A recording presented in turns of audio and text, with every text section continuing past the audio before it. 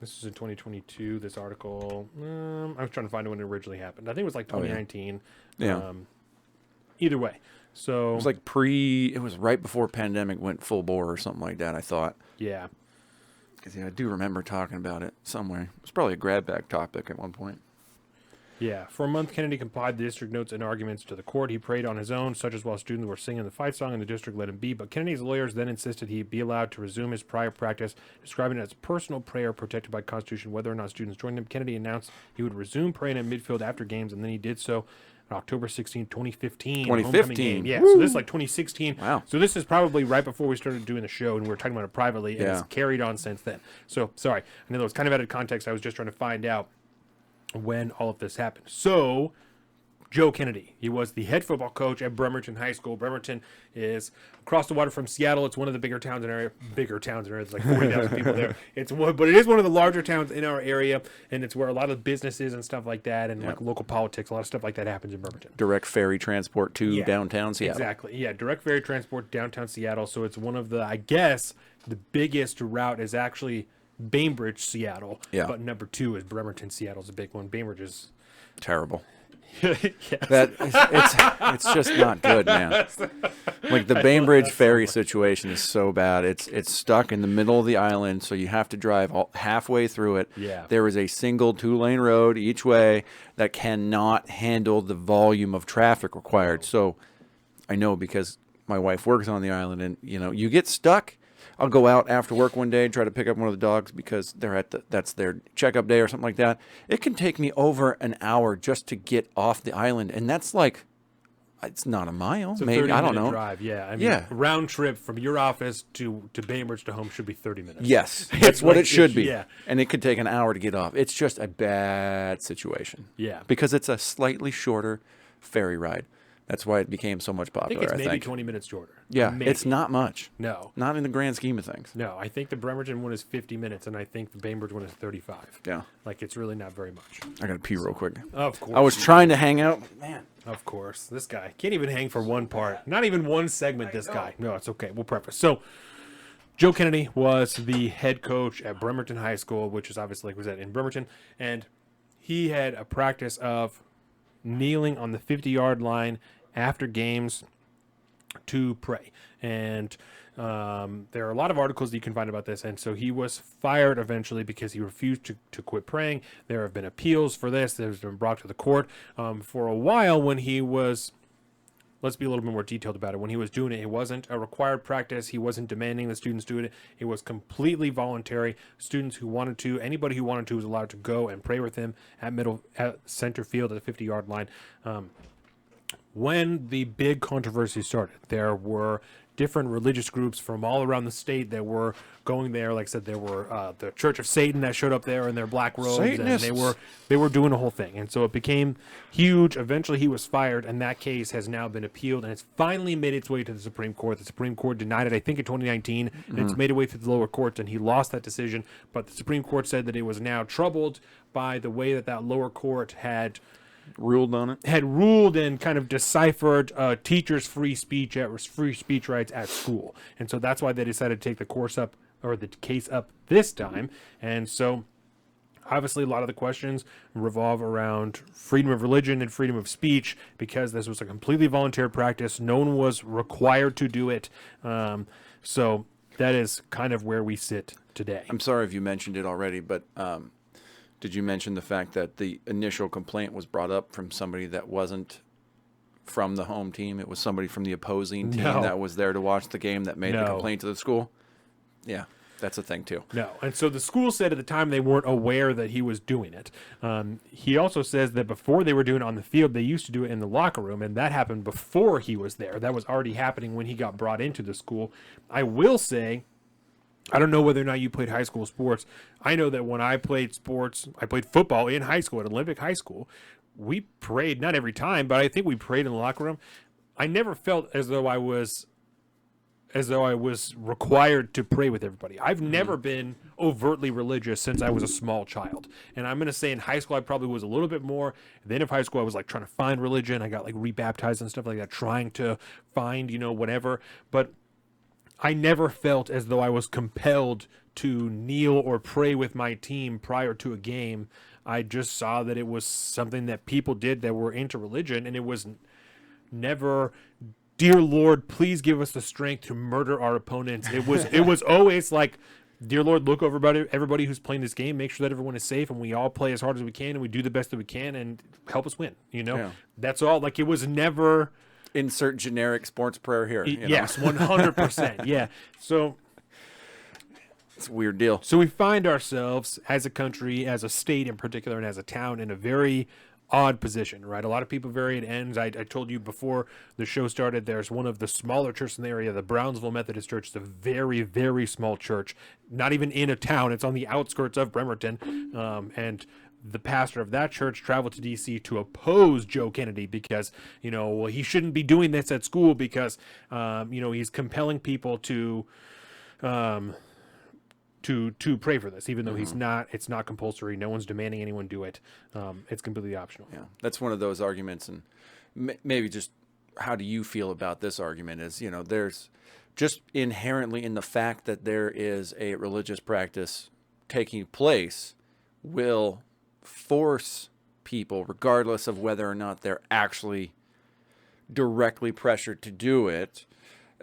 Is there, just by having that there and having it be, a portion of the team there, is there some kind of unconscious or silent pressuring going on? And this is a quote from Richard Katsky, who is a lawyer for the school district. And this is from a Fox 13 article. Fox 13 is our local, just Channel 13 news station.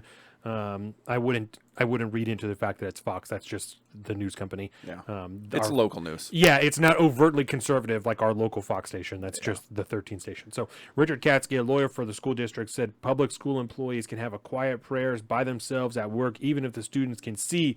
But he said Kennedy's actions pressured students to pray and also caused a safety issue. After Kennedy publicized his dispute with the school district in the media, spectators stormed the field to pray with him, knocking down students in the process. He noted that coaches have a power that is quote-unquote awesome. The coach determines who makes varsity, who gets playing time, and who gets recommended for college scholarships, he said. The students know you have to stay in the good graces of the coach if you have those aspirations. That seems like a stretch. It seems directly contradictory to the inherent message of religion. Yeah. Like that because someone doesn't want to pray with you, you are going to go after them in a malicious manner, and you're going to try and ruin or impact their future in a negative way because they won't pray with you on a field. That seems like it's a stretch. It does. Especially when he's been so... Everyone, the students, the coach has been. No one was required to do this. It was not compulsory. It was completely optional every single time. Yeah. I will give you that children are impressionable, and so maybe some people felt like they needed to, but you can only be so clear about you don't have to do this. You can't. If you say it 30 times and someone still feels that way, then you can't really do anything about that. And I think. So my mind right now, I'm just starting to make connections because essentially what we're talking about is like a school employee, having,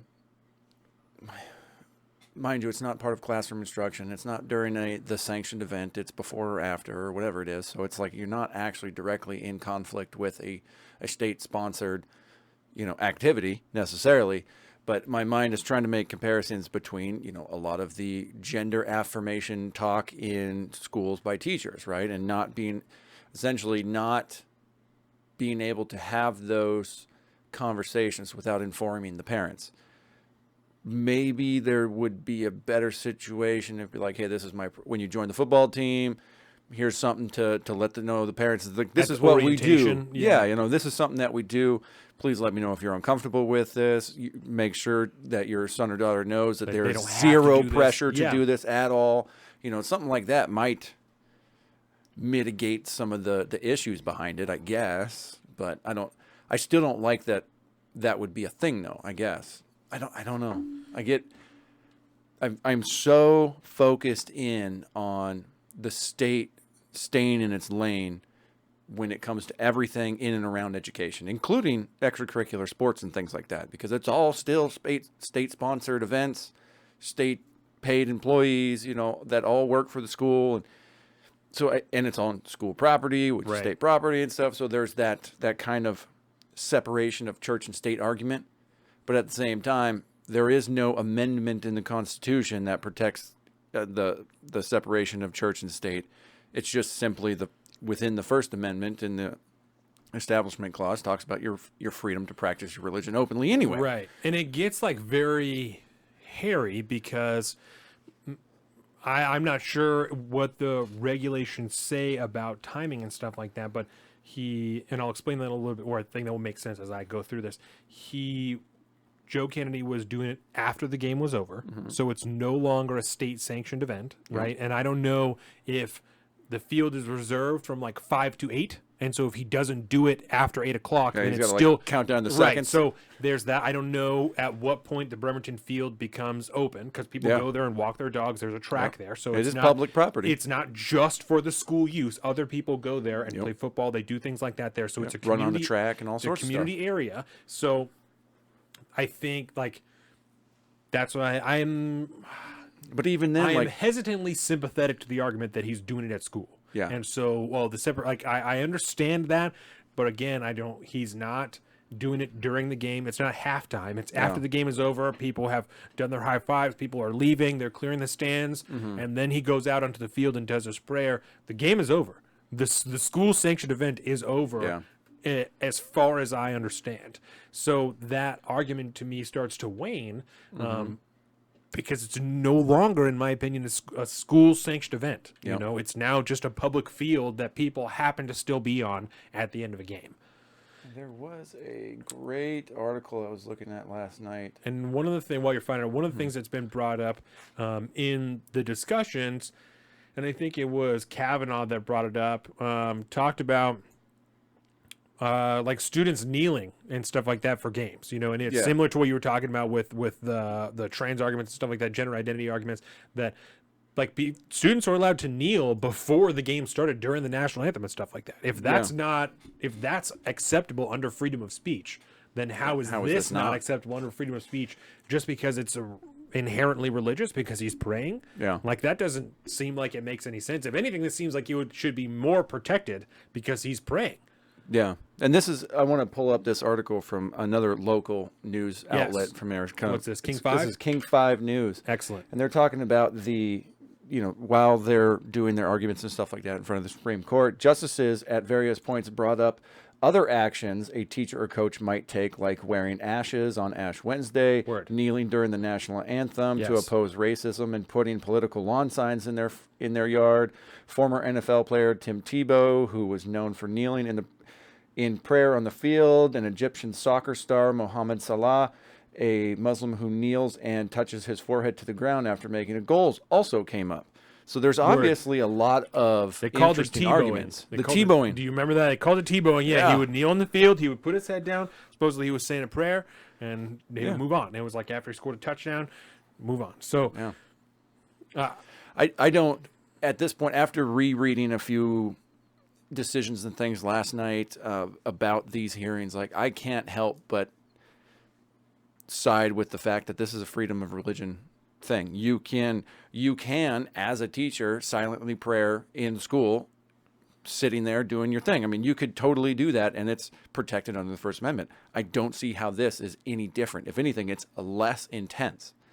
But I guess it would change if this was more of like if the school was kind of pressuring the coach to do that, right? Because then the school would be at fault, and then that's a total violation right there. But an individual after the sanctioned event, with solely on a volunteer basis, this is First Amendment all the way, man. I'm kind of disgusted that it's all the way to the Supreme Court, because once you really start to think about it, it seems like a cut and dry First Amendment issue.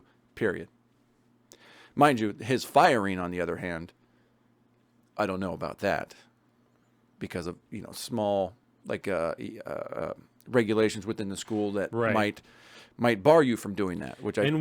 And we also live in an at-will state, and so you can be fired for any reason at any time, and they don't even have to tell you why you were fired. Yes. I think in this case it was obvious because he was put on leave, is what it was. So I don't even know that he was necessarily like actually fired. I think he was just put on leave, and then this whole thing went on. Yeah.